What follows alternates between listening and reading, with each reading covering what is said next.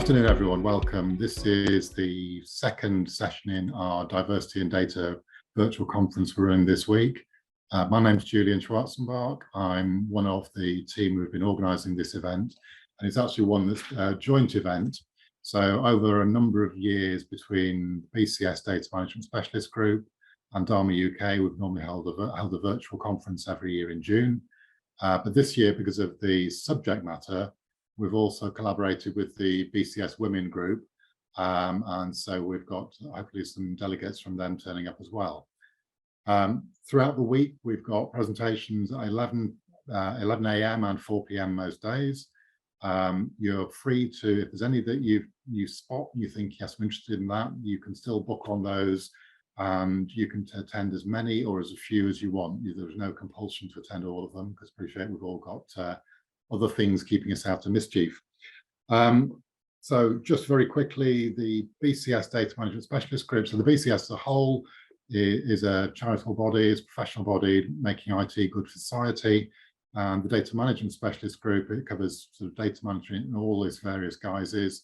And the BCS Women Group looks at women's aspect, looks at the world and the technology world from a more of a female perspective, and looking at how to promote and encourage and develop women. Dharma UK is the UK chapter of Dharma International, which is the Data Management Association. And so we've got, between the three groups, we've got a fair number of interests in data and otherwise. I won't sort of read through the agenda. You can probably read that all for yourselves fairly clearly.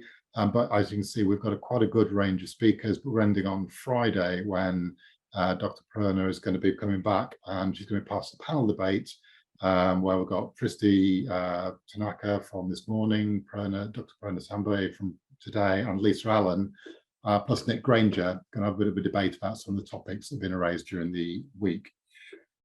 Just a couple of points, really. One is the event is being recorded.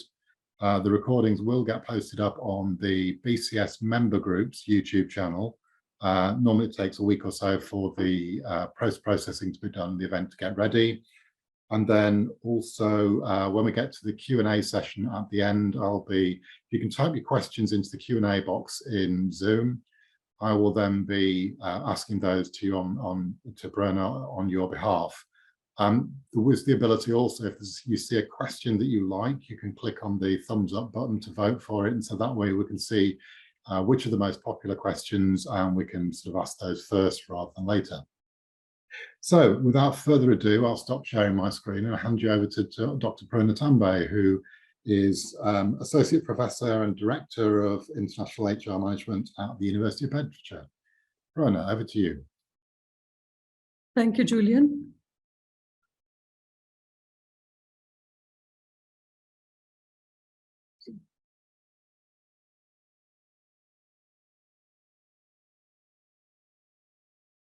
So we're just seeing your editor view. Can you see my screen? Yep, that's right. Off you go. Okay.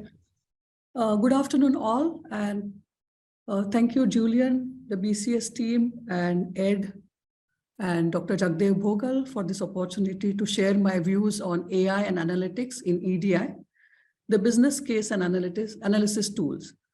So just something about myself. So I'm Dr. Prerna Tambay. I'm Associate Professor in Analytics and Business Data in HRM. And here's my email address and my LinkedIn details. So why am I here? I have lived experience of EDI, and also I'm currently engaged in scholarship in EDI and some consulting projects and proposals. So one of my consulting project is about building inclusion program of EDI proposal to NHS.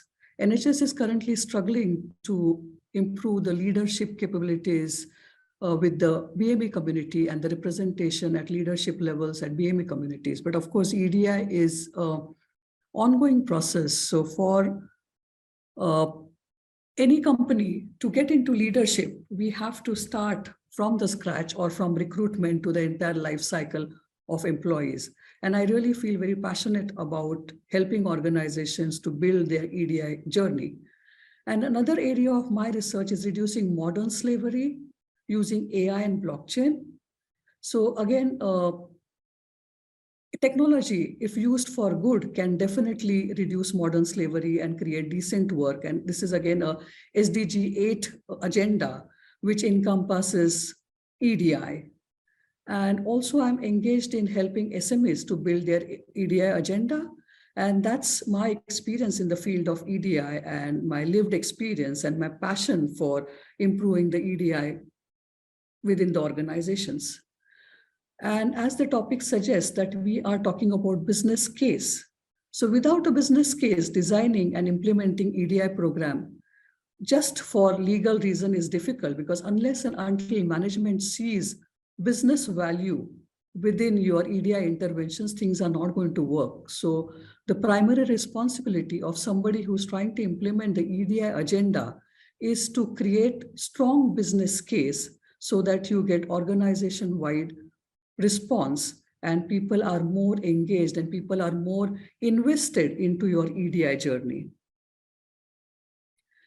So today's agenda would be focused on what does EDI mean? There is a lot of ambiguity around the EDI, and I'll try to decode what E means and what D means and what I means, and it means different things to different people. And then how can we design EDI program with strong business cases? Because as I said, that business case is the crux of your EDI journey and success of your EDI journey. And your EDI journey has to start with data, because we are in a digital world and we are surrounded by data. And how do we use that data to our advantage is so important. Something which I called as EDI audit, starting from where you are, taking a step back and looking at your data. For example, your HRIS system provides fantastic data. It's like a snapshot or a selfie of your organization, because during employee life cycle, we gather a lot of data. When you recruit people, we gather data about their gender, ethnicity, skills, education, and many such elements. Yeah. So that is your first starting point about your data audit. And using that data to design the program. So which business outcome will generate the EDI journey and how? Because it's all about using your EDI to generate value for your organization. So which interventions you would put emphasis on, or which interventions would give you results into your business? And then which interventions will be needed to drive business outcomes from increasing diversity? And you have business and you also have HR operations. So both have to work in tandem.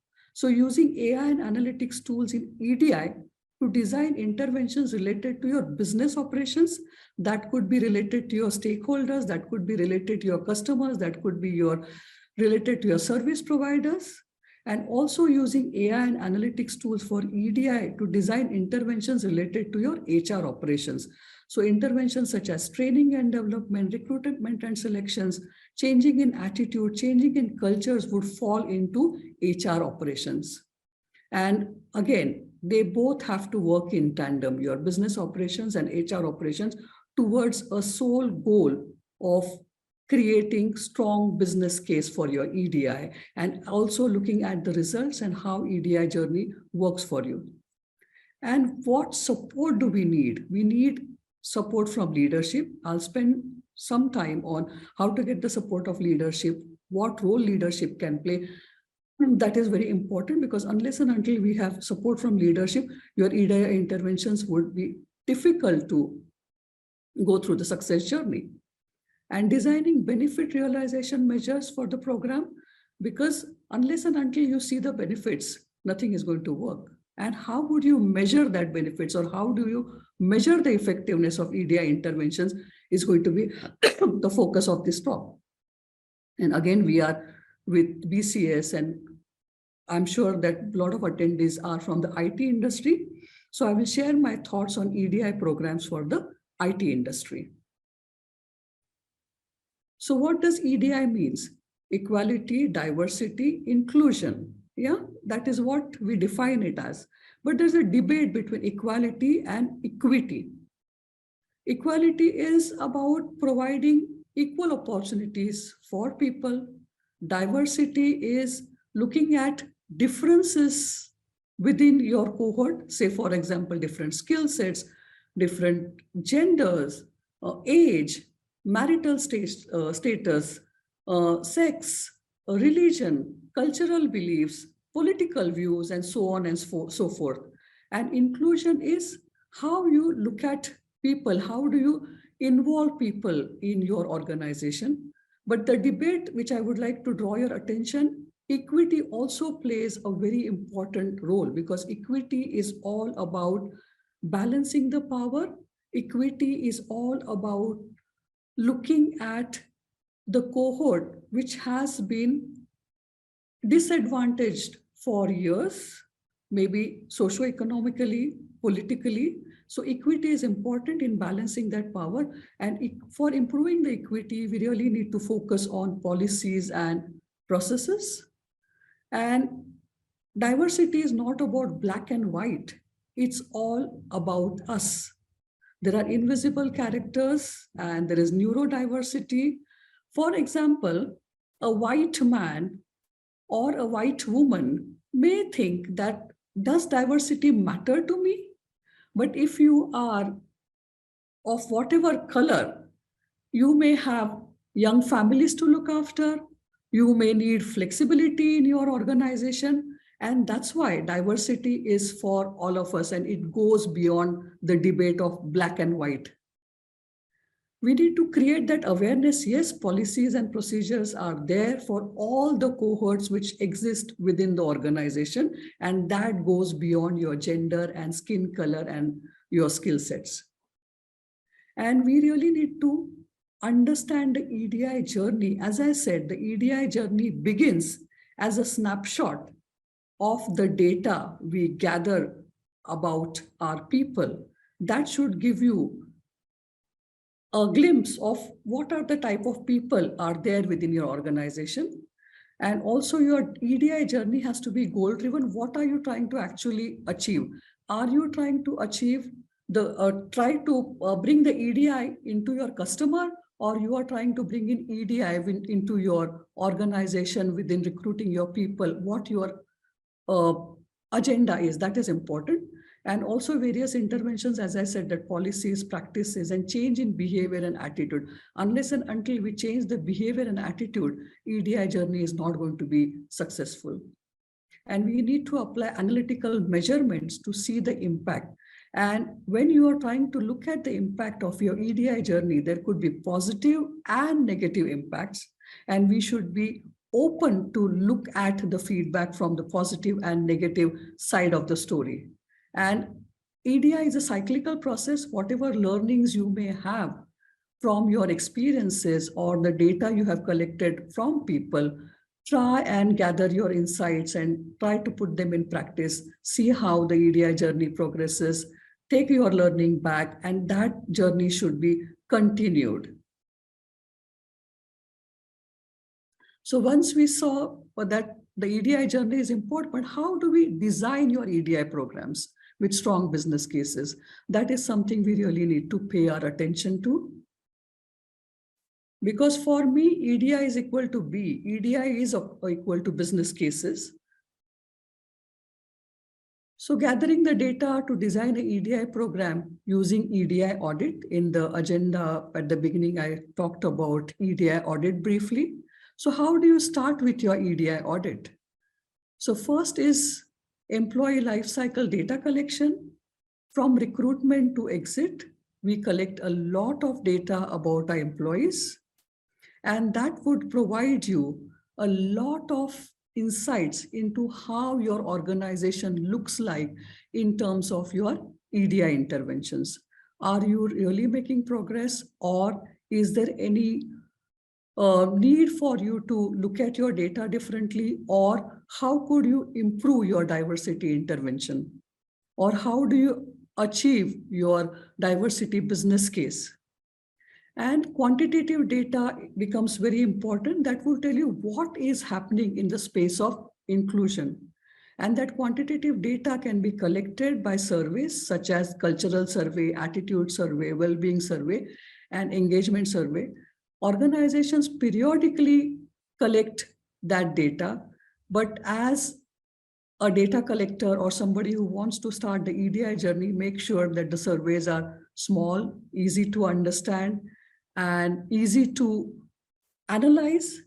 And qualitative data plays a very important role because surveys tend to be close-ended, and we are human beings. We come with a lot of emotions and a lot of opinions and views about our work and how we feel within the organization, how is our sense of belonging. So that's why you really need to have open-ended questions. Say, for example, within the survey, have spaces for open-ended questions where people can share their emotions, their views. Also have focus groups, interviews, sentiment analysis, text analysis. Currently, AI is providing us fantastic sentiment and text analysis tools. And more importantly, for a good EDI audit, triangulation of data becomes very important. You need to marry the qualitative and quantitative data to get rich insights.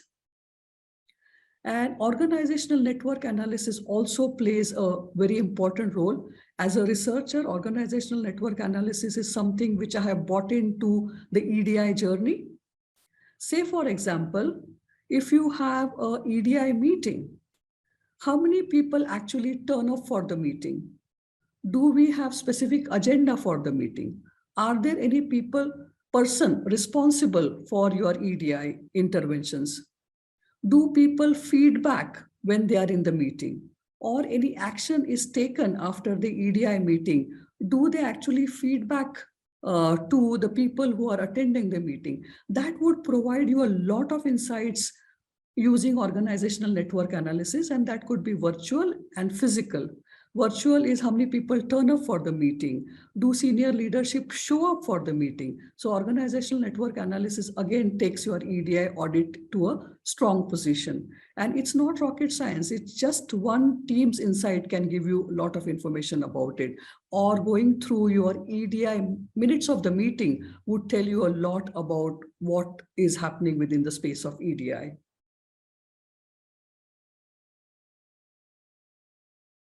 Then we need to be clear that which business outcomes will be generated and how, because EDI is a vast field and we really can't solve all the problems. So we really need to be careful about what is the end objective we are trying to achieve.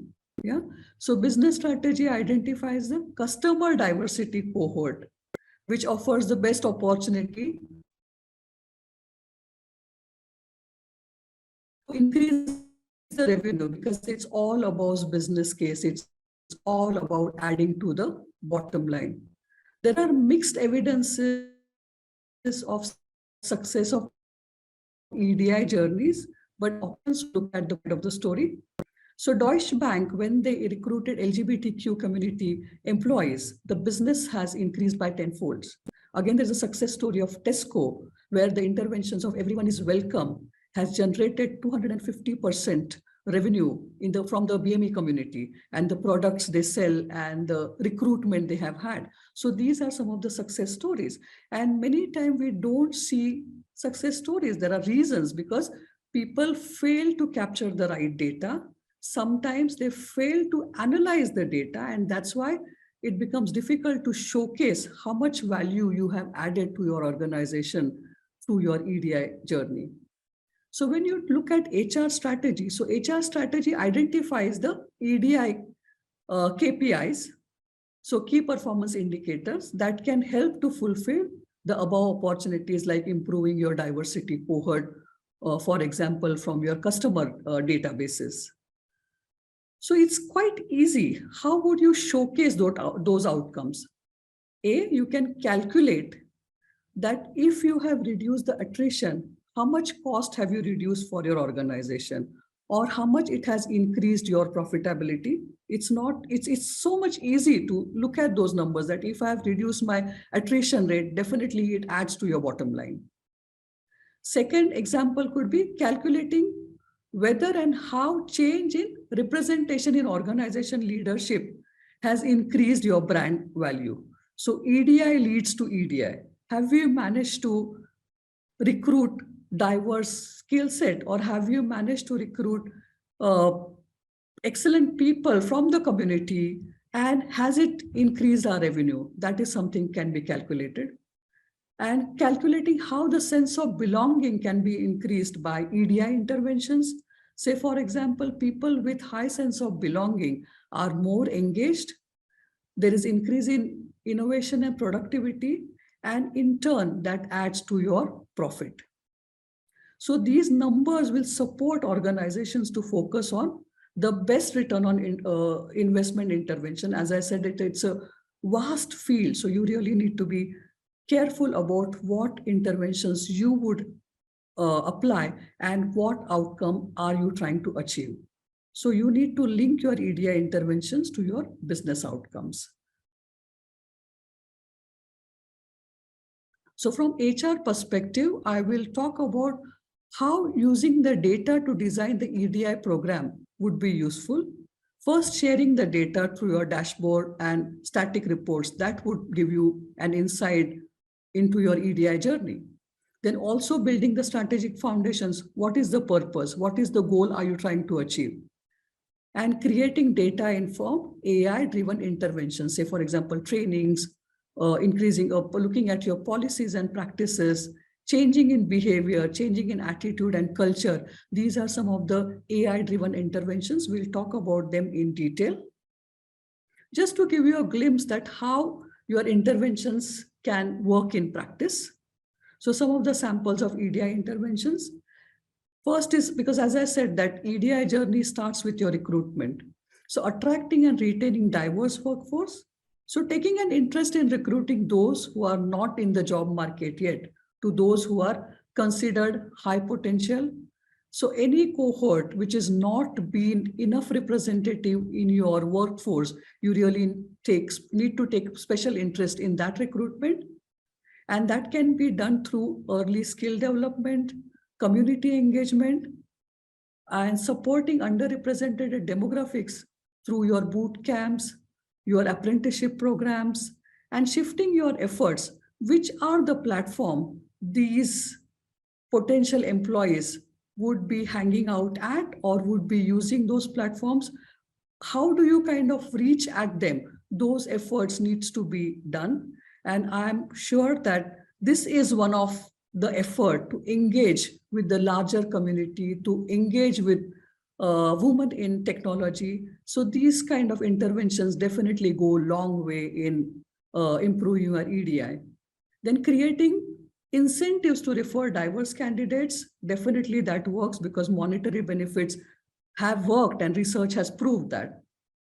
Also scrutinizing job descriptions, for example, taking out the biased languages, 4 years degree, rather than putting emphasis on your degree, can we move our emphasis on required skills such as communication skills, critical thinking, problem solving, or communication skill or technology skills?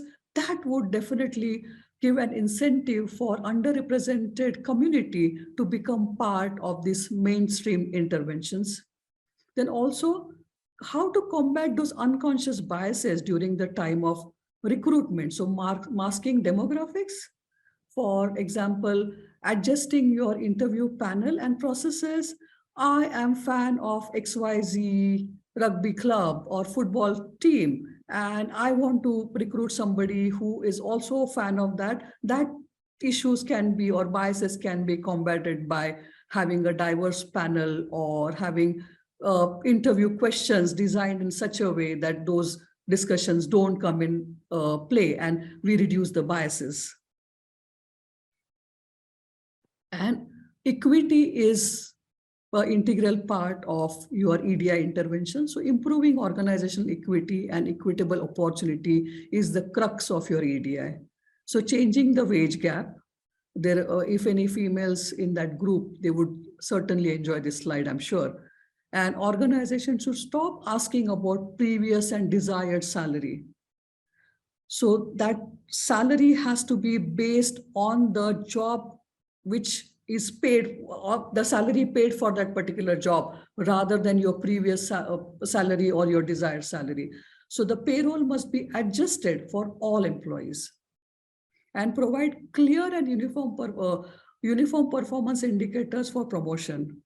It has to be uniform for everybody. Everybody should be welcome to apply for promotions, because many times lack of information, lack of confidence, lack of right role models or allyship keeps particular demographics away from applying to promotions. Say, for example, when I'm doing this work with the NHS, I could feel, or I could see, I could sense that many employees do not have the right role models. They do not have the allyship where people who are at the top level come and feed back to the junior staff saying that, this training or development program is available, you can make use of that. Or in certain time frame, we would have a promotions drive. Why don't you look at your skills and develop the right skills so that you could apply for promotion? So that solidarity network, allyship, and mentoring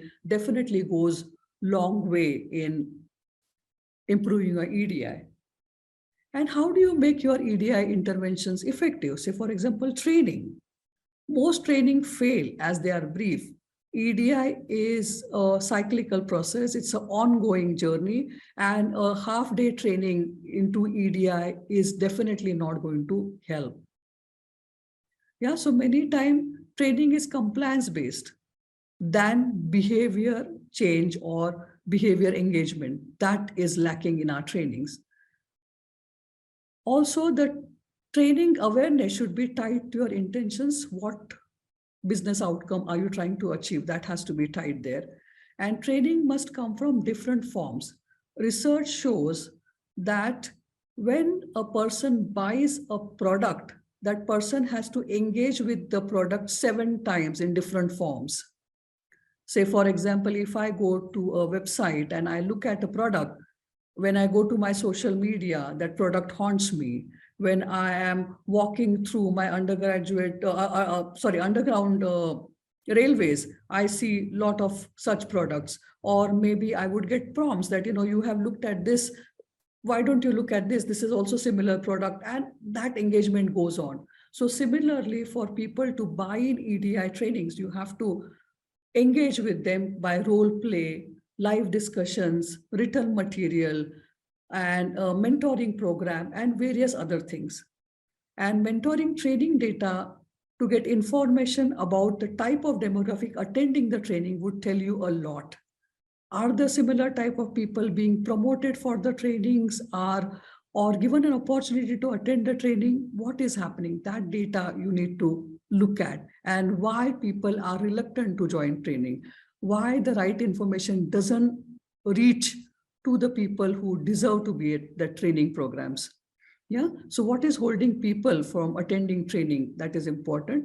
Then when I talk about AI intervention, usage of gamification is very effective, because it can provide you an opportunity to change your behavior, get into role plays and stuff like that. So that's why gamification is very important for trainings.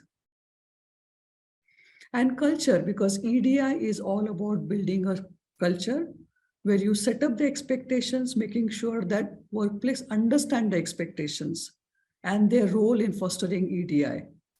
Also monitoring inclusive behavior, monitoring the discussion which happens within the organization, the sentiments which are shared around EDI, the issues raised, the opinions raised. Yeah, do people actually have safe spaces to share their views? Do people have solidarity network where they can talk about their issues? Those things need to be monitored. And establishing accountability, because as I said, that EDI journey can give you some positive as well as negative results. So learning from your negative results, yeah, is important. So accountability becomes crucial. And also we need to periodically analyze and measure the effectiveness of the cultural interventions we have. And that could be done through your interviews, focus groups, surveys, and even exit interviews.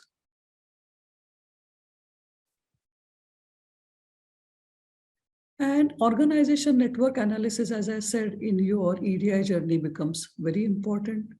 And performance management by using AI and your organizational network, how does that support? I'll talk you through about this. So more companies are hoping to insert algorithms and hoping to achieve their performance management systems by leveraging AI and analytics. Say, for example, AI products like Ali that can remind managers, they can ask questions, gather data, because we are in hybrid work arrangements, isn't it? And when we don't meet people face to face, it becomes difficult to tap on somebody's shoulder and say that, hey, this is not the way you do things, you need to change things, or providing that instant feedback becomes difficult. And there the bots or AI interventions become useful in helping managers to provide unbiased feedback, also provide timely feedback, use coaching as a EDI tool, and also helping the job recognition and providing that well done kind of things. Because I have seen when this presentation was on, I could see some hearts, I could see some thumbs up, and that was instant feedback for me that, yeah, everything is going on well. And that is the kind of things which we should be leveraging in engaging with our workforce. And as I said, that EDI and analytics is not rocket science. A simple Microsoft Teams or Slack can provide you a lot of information. And if you are integrate that Microsoft Teams into our HRIS systems or PeopleSoft systems, you will get insight into what's happening in the organization. You will be able to make predictions about your employees and their EDI journey and their recruitment, performance management, and so on and so forth. So reviewing performance scores to provide insight into future career and succession opportunities is something AI can come handy to look at these things. And how AI in EDI business operations fits into. For making sure AI is used for business decision is fair to all diversity cohorts. Yeah, and this can be using by diverse team to generate the training, and also robust testing for fairness. I would like to tell you a small story. The hand dryer we use in the restroom refused to recognize the colored hand until and unless that person wrapped their hand in a white tissue. Why should that happen when we are discussing EDI and when we have made progress? So including the cohort or including different skills or different diverse background people in decision making or creating those algorithms definitely is the need of the hour. And governance of EDI program is important. So getting leadership support is crucial because leaders are the stewards of organizational culture. They embody the organization culture and they must emulate the EDI behavior in action. Say, for example, the language we use, the terminology we use, the symbols we show to people, yeah? And to approve the budgets, because leadership would hold the budget, and for you to get that leadership budget, you need to showcase EDI is equal to a strong business case.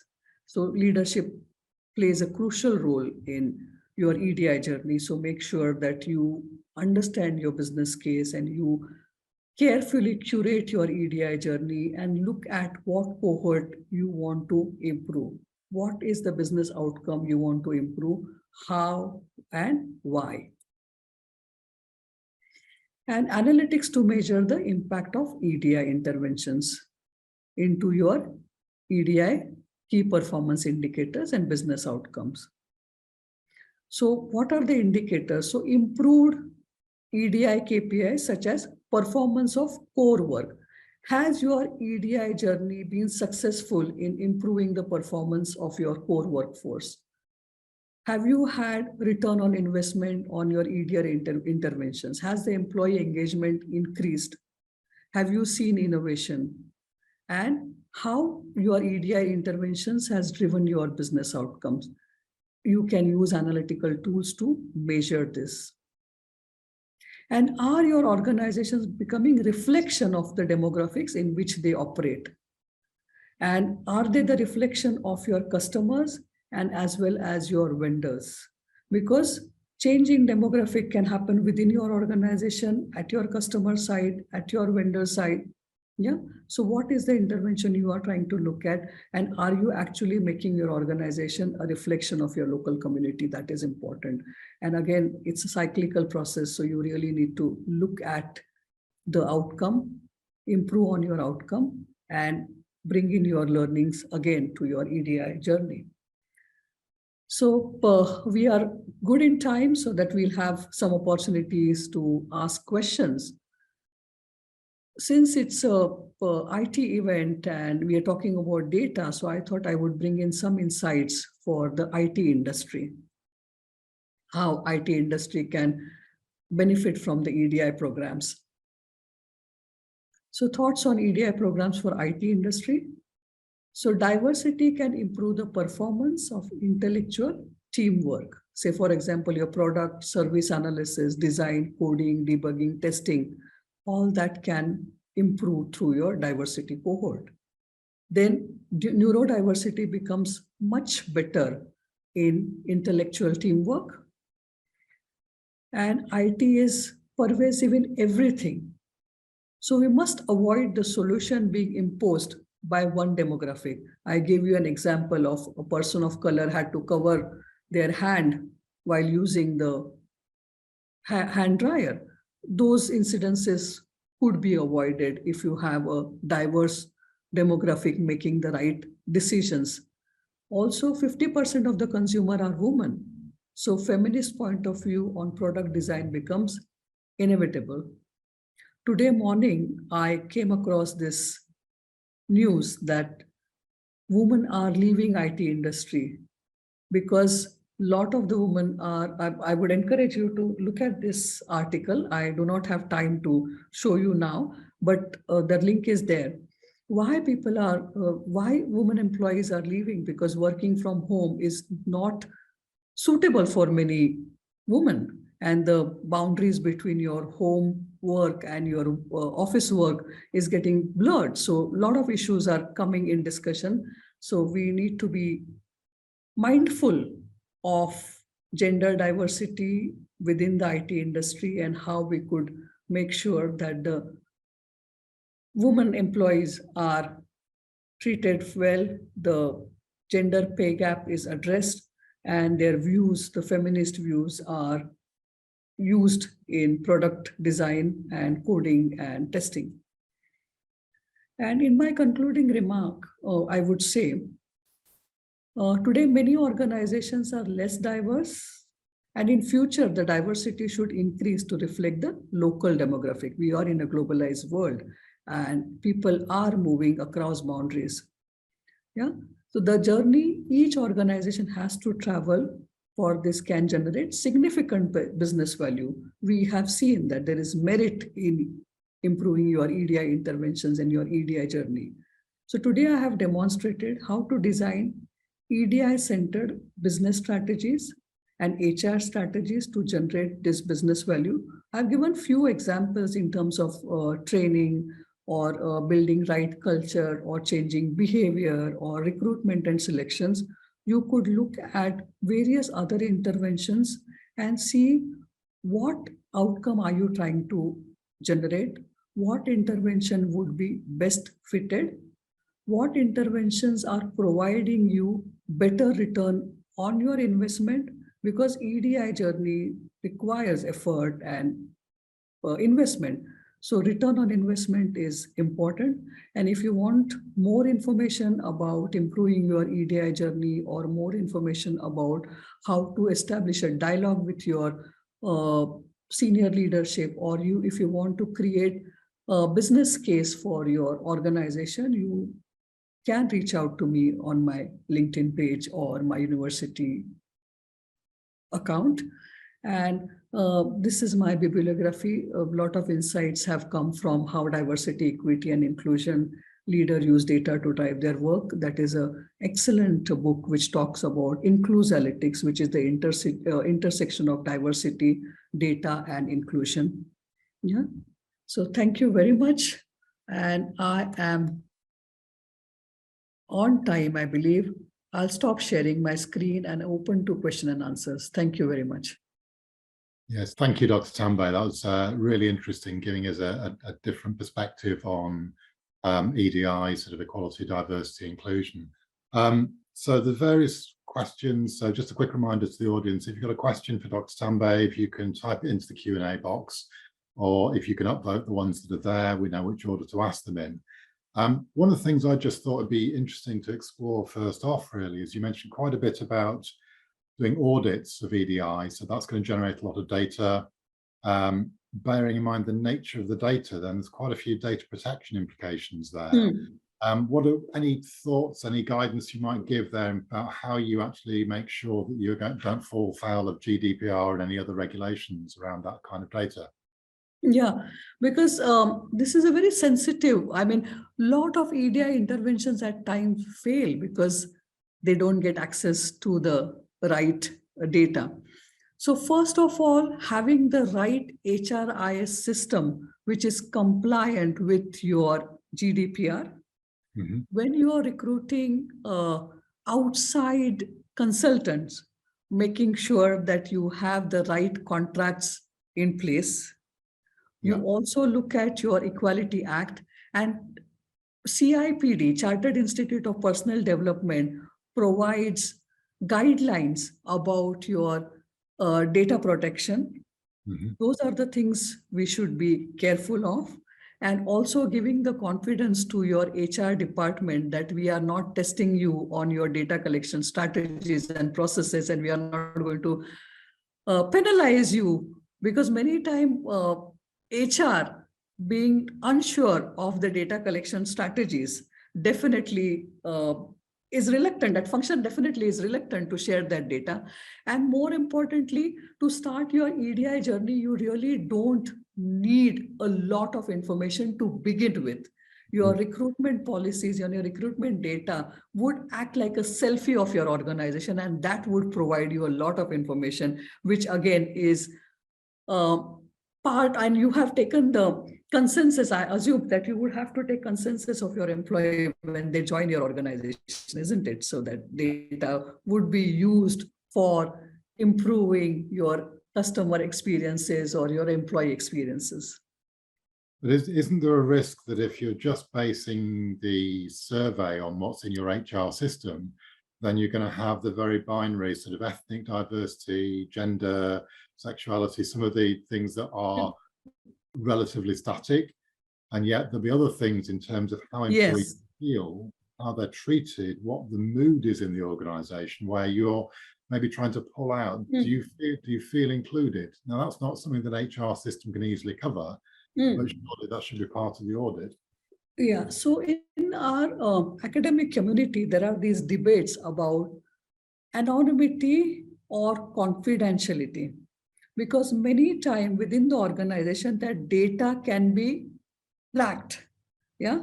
So having that confidentiality becomes crucial than trying to keep your data anonymous. For example, within my cohort, say for example, I have somebody from a particular ethnic community, and that data can be tracked. So more than your anonymity, confidentiality plays an important role. So organization need to kind of, make sure that data is confidential and we treat that data differently. But also, I guess that is partly you need the right or the management, the leadership for the organization need to demonstrate the right behaviors to generate, or for people to feel comfortable expressing a view that might expose things that are less comfortable in some areas. So I think there's a few challenges there, really. Definitely, because we are all in that learning curve. We don't have a ready reckoner for EDI, and our demographics are changing so dynamically So we really need to kind of, use those, because talking about AI analytics are some of the contemporary things which we are trying to apply within our data sets and within our policies and procedures. And with COVID and with the hybrid working and digitization, the journey which would have taken 10 or 15 years has just happened in days. So we are still struggling to look at what the future is unfolding for us in EDI. And we have made a lot of progress, but it's a continuous journey. As I said, that it's a cyclical process to kind of, look at your data, get your insights, feed that back into top management, feed that back into the policies and procedures, and take your journey forward. So also just thinking through in terms of all this data that you're gathering, a lot of it was going, there will be some that is some of the ethnic origins data is going to be something that's very clear, but then the narrative data about getting that mood of how do people feel, what are their views on the way they're treated. Certainly in my experience in the past dealing with AI systems, they can be very sensitive to data quality. And so trying to pull out the right information from that, is any thoughts there on how you can both take a suitable level of skepticism, but also controlled in there to try and say, actually, how do we get the right kind of viewpoints in which how do we treat? So I'll give you example from my own journey. In my PhD, I augmented the mobilization theory. And I studied, to augment the mobilization theory, I studied the strike actions in higher education. At the beginning, I did surveys, which were close-ended. And while looking at that data, I thought something was not right. My instrument or the tool which I have used has not captured the right data which I was looking at, because people are just not numbers. We can't reduce them to 0, 1, and 2. People come with a lot of emotions, their opinions, their views. And then actually it was doing 2 PhDs simultaneously. I had an entire data set which gave me some insights, but as you said, that sentiments and views, they were missing. And then I conducted 60 odd interviews with people over some years, and that has delayed the entire journey. But I had to do that because triangulation is important. Gathering data from various sources, from focus group, from their sentiments, from surveys, definitely provides you a richer insight into what you are trying to do. For example, with this NHS project, again, people are struggling to speak out their minds, and that culture has to change. And it's not easy because people come with their strong opinions and views. And sometimes it becomes difficult to change the whole dynamic of the discussion. But we have to kind of, take little steps to understanding the sentiments of people, and perhaps using some success stories or having those right templates which would help us to gather data from across boundaries and across data sets. So I mean, have you got any thoughts about if you are trying to get more a narrative sentiment of how people can maybe phrase the questions in the right way that will elicit the right kind of responses? Have you got any observations or thoughts there about? Oh, that's a very important question and very close to my heart, because designing the right surveys and right questions definitely is so important. I mean, if I were doing some survey instruments, what I would do is come up with questions, what I'm trying to observe or what I'm trying to achieve, being clear about what sort of things which I'm trying to capture. Also doing some pilot studies, which would help us to get narratives of people or how people are looking at those instruments. Are these questions misleading? Are these questions giving away too much? So involving a panel of language expert, subject area expert, technology expert, because EDI is a ecosystem. It's a journey of people trying to make a difference. So you really need to have people from technology background, from human resources background, from language background, also some statistician who would be able to analyze your data. Also, some people who could kind of, use instruments like SPSS and regression techniques and factor analysis and so on and so forth. So it's not just the prerogative of human resource function, but it's a cumulative effort of different expertise. And that's why neurodiversity becomes so important. Yes, and I think certainly with something like neurodiversity, again, the choice of questions, the way you're approaching understanding that is probably very, very important. So one of the questions that came through is sort of... I'm glad that people have asked so many questions, and I'm glad. Thank you very much for the lovely reactions. I mean, no, it's obviously resonating. It's like, very optimistic to see that people are keen to kind of, look at EDI and data and AI analytics. And yeah, so it's very encouraging. Thank you very much for the reactions and response.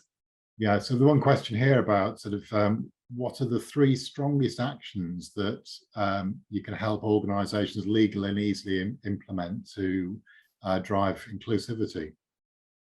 Can you repeat the question in between? What are the 3 strongest actions that organizations can adopt to improve inclusivity?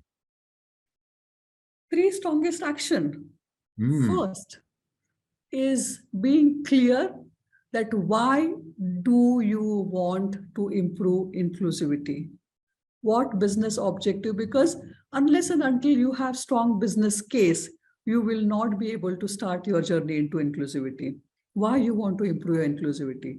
What sort of things are you trying to improve? Are you trying to improve your customer inclusivity, or are you trying to improve the inclusivity within your organization? That is first. Second is taking a stock of what is happening within your organization in terms of inclusivity. What are your policies and procedures? Are these policies and procedures helpful to improve your inclusivity? How do you take leadership into confidence to improve inclusivity? And also, how do you change the narrative within the organization and creating confidence within people to bring their authentic self to work? That is something I would look at. So yeah, so again, I think a lot of these ones go down very much to the leadership of the organization. They've got to have not just the right attitudes, the right behaviors, but they must be seen to do that, and they must be seen to be consistent. I mean, do you think for certain larger organizations, there may well be the leadership have got the right viewpoints, but there may be pockets where there's an individual manager, teams of people whose behavior isn't appropriate? Is there a risk that you might miss those small pockets of poorer behaviors? To be very honest, many times the biases are so much embedded within our culture and within our system. Many times we fail to recognize that this behavior may not be appropriate. Yeah. So those embedded biases, and we really need to kind of, have mentoring programs, or maybe a Black manager mentoring a white woman, sharing their stories, kind of educating each other about the issues, the problems. For example, when I talk about AI, we all know about the Me Too movement, right? Yeah. And our own London-based Julia Shaw from UCL, she developed this AI bot, which exactly works on the system where police system works. And that's a safe space for any woman or anybody who feel that they have been harassed to share. Because many times what happens, the complaint goes to HR and HR fails to take action, and from whom the complaint has come from and against whom. Those are the kind of things play a important role within the organization. So having that dialogues, or as I said, that confidentiality, or using those analytical tools or AI tools for people to share their experiences, becomes crucial, and those experiences could be positive or negative. Yeah, definitely. So there's another question here, which I'm going to paraphrase it because it's quite a long and complex one, but a lot is looking at saying, how do you make sure that, because clearly HR is in the middle of this, you've got to involve other departments, other functions within the organization. So how do you ensure effective collaboration across the organization for your EDI initiative to work, and it not to be something HR driving, but it's what something the organization wants to do, and HR are just there to observe and record the changes, so to speak? Yes. At the beginning, I said that EDI is about all of us. It's about all of us because we all come with different skills, different beliefs and differences. Yeah. So it's not only about human resource management, because when you talk about EDI, it's about your customer, your vendors, and your workforce. So having interest groups is something which would definitely be a one step forward to your EDI journey. So asking people to have collaborative teams, sharing ideation stage plays a very important role to kind of, look at what you are trying to achieve, how you are trying to achieve, and people come with different experiences, different needs, or different views about how the EDI journey should look like. So as I said, that building that strong ecosystem of people, like-minded people, because EDI, people come with strong moral case, but what we are actually looking at business case. Yeah. So those people who are part of your business ecosystem coming together, sharing ideas, and creating that thought process and creating that learning process, and also looking at best examples or hiring some consultants or looking at HBR reviews. What is happening in that space? What are the key pain points, and how I could, as a team, address those pain points? What interventions may work, which may not work? Which interventions are high on return on investment? So finance could play an important role. Your marketing can play an important role. Your sales can play an important role, because these are the people who engage with your stakeholders. Yeah, so interesting. That leads in very nicely to a comment that was being made by someone about just a reminder, just find it very useful the way you're reminding us that good EDI practice is good business practice. Yes. That business case there is really important. But there's another question there that'd be interesting also to think through in terms of, because clearly organizations have vast differences of sizes. So is there a size range where you'd say below this, you'd struggle to do a proper EDI process? Or any thoughts about, for a certain size of organization, roughly how much effort might be involved in getting things up and running? Yeah, I have worked with SMEs, and I have also worked with large organizations, and every EDI journey comes with its own issues and challenges. Yeah. So EDI journey is independent of size. But of course, having said that, large organizations usually have the right resources, right budget, and knowledge about issues like GDPR, or they have external consultant, or they could concern with their legal team, and that makes their journey slightly better. But of course, you may have the right resources, but not the right intention. Your journey may not be successful. You may be a small organization with the right intention to improve your gender diversity or balance within the organization. You may reach there. So there is no one size fit all solution, or there is no ready reckoner, or EDI doesn't come with a manual. You have to create your own. Yeah. So I guess if you've got an organization with, say, 20 to 40 employees, it might be a case more that you've got an intent, you're trying to encourage the right behaviors. If you've got 4,000 employees, then you probably need a proper program. You need a GDPR expert. So that's where your AI comes in. So yes, it's about, there's no one size fits all. It's very much trying to choose the approach that works best for you as an organization. Agree. That's good. Okay, so we're just out of time now. So Dr. Tambay, thank you. That's been really interesting. We've had quite a few questions. Fortunately, I couldn't answer get all the questions in the time, but that's been a really good presentation, really thought-provoking. So thank you very much. And just a reminder to all, we'll see Dr. Tambay again on Friday for the panel debate.